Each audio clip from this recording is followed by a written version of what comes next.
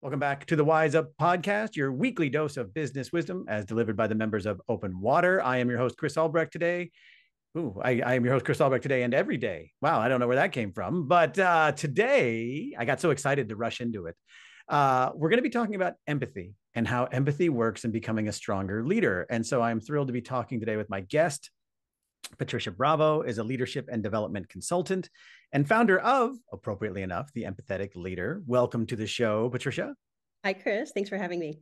Okay, so let's start here. What is an empathetic leader? Yeah, an empathetic leader, the way I define it, is a leader who can accurately identify cues and clues to activate understanding. So the shortcut way to think about it is empathy is about understanding. And I like to think about understanding falling along a continuum from really shallow understanding of another person's experiences, motivators, professional history, all the way through a really deep understanding. And all of us fall somewhere along that continuum. Got it. So, what are sort of the traits of an empathetic leader? Let's kind of dive into this a little bit more. How do you see what are the traits exhibited by someone who is distributed or who is displaying empathetic leadership? Yeah, it really also falls along a continuum. We often think about some things that we hear about regularly in the landscape. Empathetic leaders are good listeners, which they are. And what they demonstrate often falls further along that continuum towards depth. So if I take listening as an example, an empathetic leader who listens with empathy often focuses on something that's known as fifth level listening, as it was coined by Zenger and Folkman in an HBR article. And they really help propel forward the idea that listening is more than doing all the things that we think about early on, making eye contact and paying attention and closing down your phone, but really getting to a place to where you're deeply understanding somebody else's experience such that when you can convey it back to them, they're in agreement that there's some accuracy about your understanding. And I recently heard something really interesting about listening is that listening is not just about listening for understanding, but a component of listening is also listening for emotions. And so when I think about what empathetic leaders demonstrate is not just the cognitive aspect of understanding somebody else, but really joining up and connecting with them at the human level, which often happens at the emotional level. Got it. So, does empathetic leadership slow down decision making? It seems like if you are spending a lot of time trying to make sure that you're being a good listener, maybe you aren't listening, or does it actually improve sort of leadership? Yeah, I get that question a lot because leaders start to recognize the impact of empathy. And at the same time, when they start to experiment with different techniques around empathy, they do see that it takes a little bit more of an investment, but the trade-off comes over time. And so there is kind of this common myth, for lack of a better word, that empathy is sort of a nice to have because it might delay decision makings. But what it actually does is if you invest in it early, it improves the quality of the decision because leaders have an opportunity to surface those insights early. So just like they might be looking at a dashboard and data analytics, I encourage them to look at the human side of the human analytics to understand what are some of the concerns that are happening maybe for somebody on a project. Let's imagine, for example, that a team is working on a product launch, right? Those are things that, you can never have enough time and you can never go fast enough. So leaders are always really eager to get to that launch place. But instead of rushing through some meetings, which is very tempting in that type of an environment, if an empathetic leader takes the time to understand what a team member is excited about, what they're concerned about, what they know they can contribute to the project, or what risks they're concerned about for themselves or the project. The leader can understand the issues early on and then use that information to inform the actions that they take to prevent those last minute course corrections. We've all been in those situations where we've had to course correct at the last minute. And the project actually ends up moving faster because you get the alignment from the start and it saves time in that course correction or where sometimes rework has to happen and there's a lot of pressure and tension in the environment. It helps reduce and minimize that. Got it. So I want to ask you real quick, when you work with companies, what are they bringing you on to do? What are you sort of teaching them? Are you giving them a workshop on being empathetic, or are you giving them tool sets? Like what do they say, like, hey, Patricia, we lack empathy and we need it? How does this work? Yes, the answer is yes, both. So, so I've built a business, and more recently, kind of with two portfolios. One is B2B, where I come into companies and do exactly what you just said. They're looking to strengthen leaders' capabilities around empathy. Often that's during times of change or growth, or where more innovation or more trust is needed in the organization. And so I'll come in with my empathetic leader framework and help them see how they can activate more empathy on a day-to-day basis. It only takes 10 minutes to activate empathy. And so often once leaders start to hear about that, I can see their shoulders kind of relax a little bit because empathy has some complexity around it, but there are some quick ways in which you can develop those skills.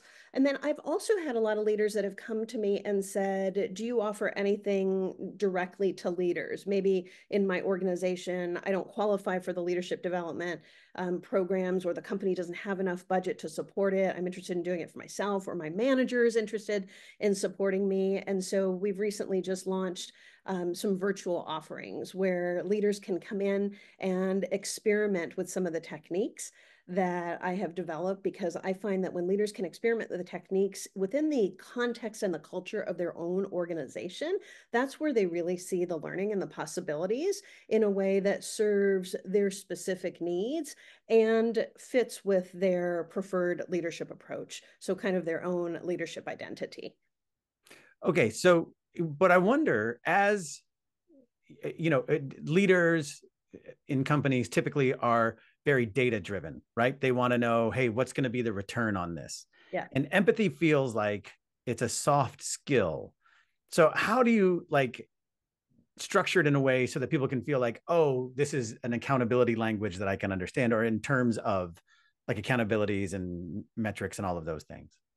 Yeah, I get this question quite a bit as well. People are often really politely dancing around, oh, that's just the soft stuff. And the reality is that um, you can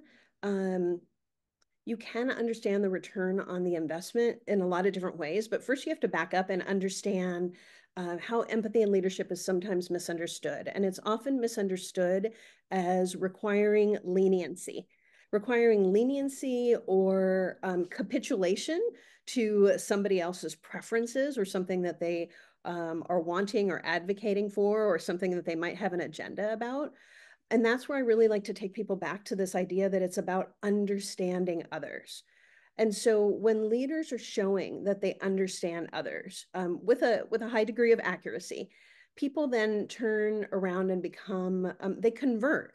Companies are always trying to convert people into customers, and I'm always thinking about how do you convert team members in demonstrating more loyalty, more productivity, voluntarily offering more work to the organization, something that's known as discretionary effort. And so when leaders demonstrate empathy, that they're understanding others and that they're then responding in a congruent way, people get more invested in their work, and the conversations improve, the quality of the conversation improves, the performance improves. And so it begins to foster some accountability by connecting leaders' expectations to the individual, like the team members' strengths and their preferred motivations. But the leader has to know that and understand that to a certain degree. That's why it's important for leaders to kind of move down the continuum of understanding in a direction towards depth, so they gain more of that knowledge. So imagine that a team member is struggling with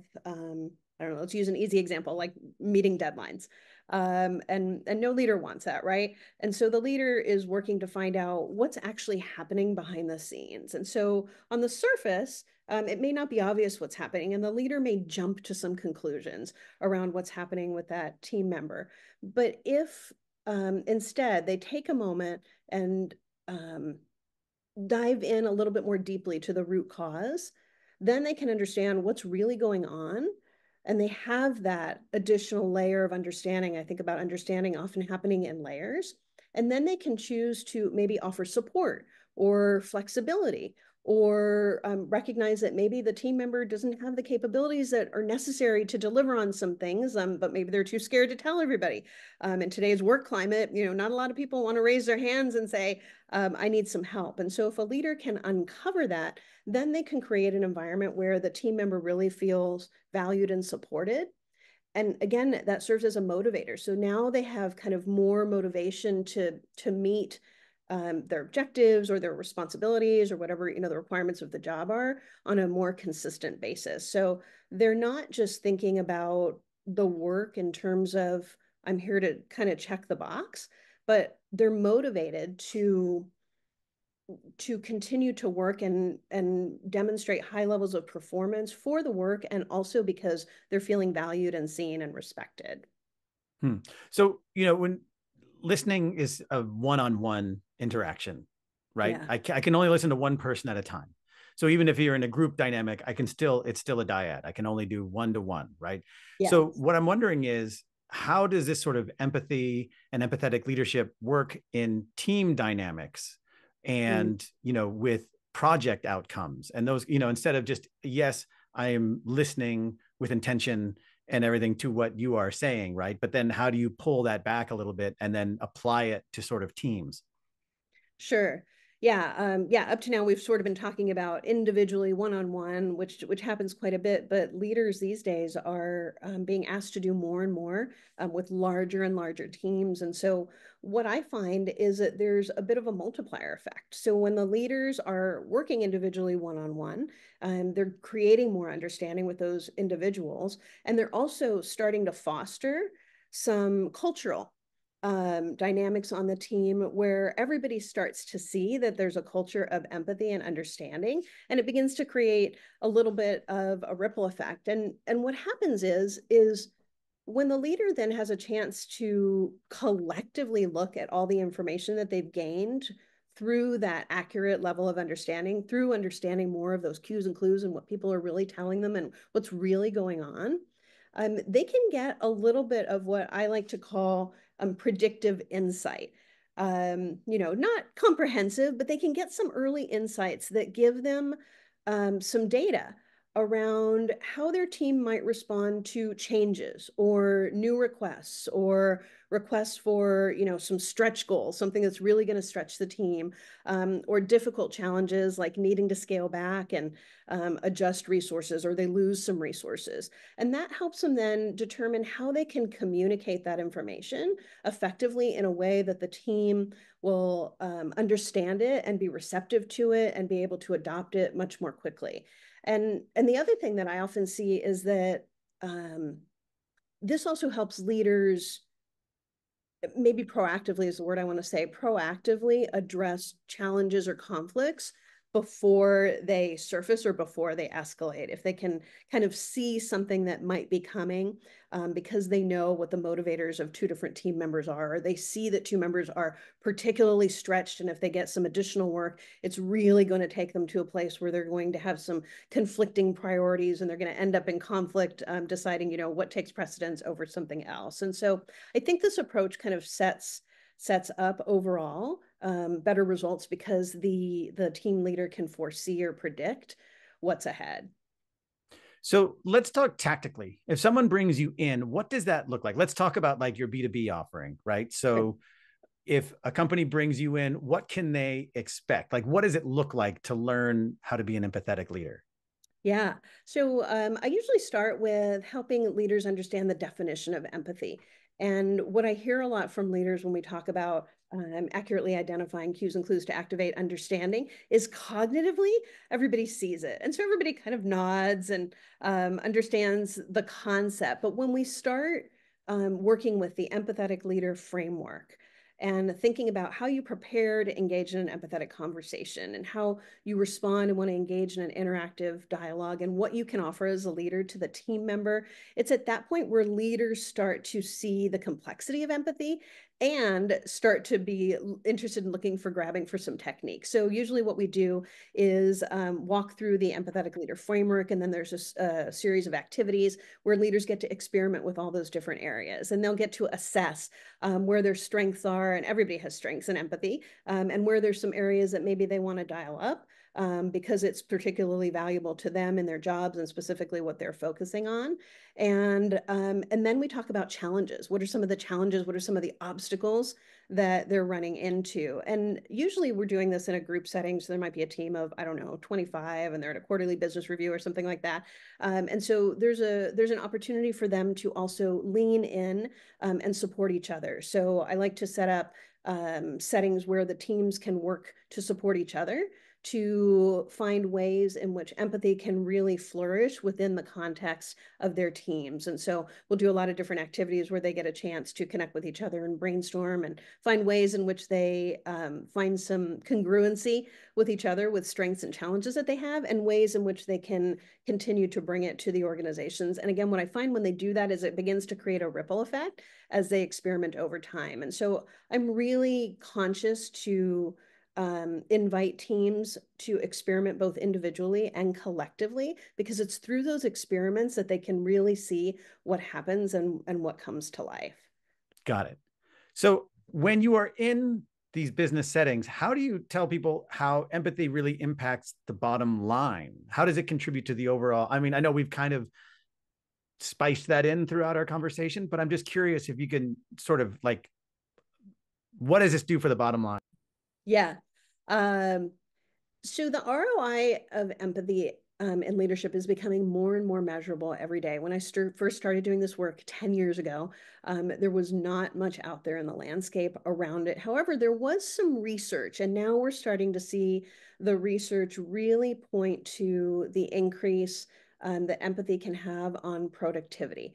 The areas that we usually see it is that empathy can create more connections in terms of a relationship bond, either between team members or with a leader or to a team. So it improves the collaboration, also builds some loyalty through that, and it retains employees through engagement. Because if the culture exists where team members are really feeling valued and heard and seen in organizations, they want to continue to be part of the team. And so what happens is team leaders can continue to attract and retain top talent, which is always a competitive advantage for any team. And so I hear leaders talk a lot about the value of empathy in retaining their team members and in helping facilitate higher levels of productivities, because team members are willing to give much more because they feel committed to the work and to the team members, the people that are involved. So I'm curious here about empathy and relationships, right? Especially for leaders, especially if you're at a large organization where you're trying to be empathetic with many different people, that seems like it might just tap you out. And so where do you draw that line between sort of empathy and I'm going to use the word relationship, but just like in sort of a broader sense, right? Sure. Like, how do you make sure that people don't get burned out on empathy? If there is such a thing, like burned out on being nice, but you know what I mean? Like if you are actively listening to everyone who you are talking with, then it seems like you could be like, oh man, I am exhausted and it's not even 11:30. Yes, it's a real thing. And I find that leaders that come and ask me that specific question, I always ask a question back to them, which is, oh, do you think you have a natural tendency towards empathy? And 80% of those leaders usually say to me, yes. So they already have this natural tendency towards empathy. And so they may gather a lot of information and insights and understanding about others, and then begin to feel very overwhelmed around it. So it really comes down to understanding what the boundaries are of empathy and leadership. And everybody has to determine those for themselves. So for sure, for the people that have a very natural, a big natural tendency for empathy, it's important for them to identify and monitor boundaries. This is where I reiterate a lot that it only takes 10 minutes to empathize. And there's kind of two sides to that. One is it only takes 10 minutes. Great, 10 minutes and off you go to your next, body of work or piece of work. The flip side is sometimes it's important to maintain 10 minutes.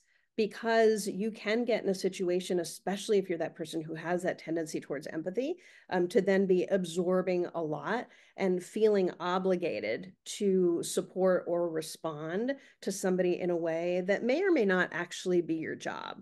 And so, one of the things that I talk to leaders about quite a bit is sometimes it's important to recognize that leaders are tasked. It's part of their job to solve problems. And they get asked to do that in their work all the time. And so sometimes when they're thinking about empathy, they add this extra layer of pressure onto themselves that they have to solve the other individual's problems, when in fact, that may not be what's called for, and it may not be what the person needs. They may just need somebody to be with them.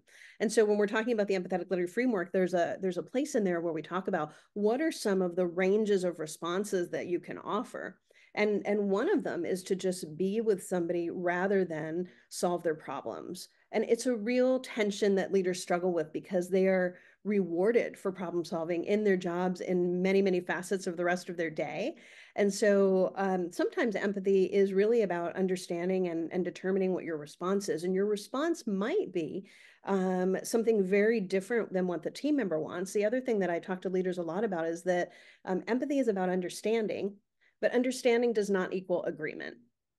And so this is a chance for the leader to also be able to take in what somebody is conveying to them, but think about how they're going to communicate and respond in a way that might be really different than the person is expecting. And what they can do is they have a lot of information about what the person's expecting and how they're motivated and how their preferences and communication, so they can think about how to respond.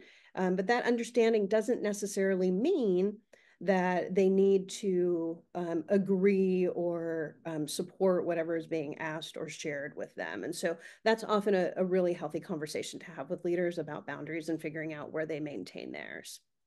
All right. Well, this has been a fascinating discussion diving deep into empathy and being an empathetic leader.